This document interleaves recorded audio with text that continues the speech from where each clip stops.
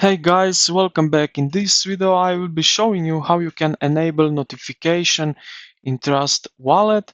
So let's get straight into it. First thing what you need to do is you will open the app, so launch the Trust Wallet application on your mobile device. Then go to the settings. So this is right here at the top left corner, this gear icon, click on it and then scroll down a little bit where you will see these notifications. Click on that, and right here we have uh, options, basically enable notification. Click on that, allow, and now we have enabled our notifications.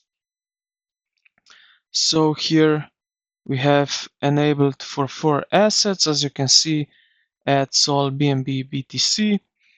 Then I have marked updates so that we stay informed on major market moves, promotion and giveaways, product announcements so that you are first to know about new features. So this is basically how you can enable notifications in Trust Wallet. I hope this video helped you out. If it did, consider to like the video and subscribe to the channel. Thank you for watching, and I will see you in the next one.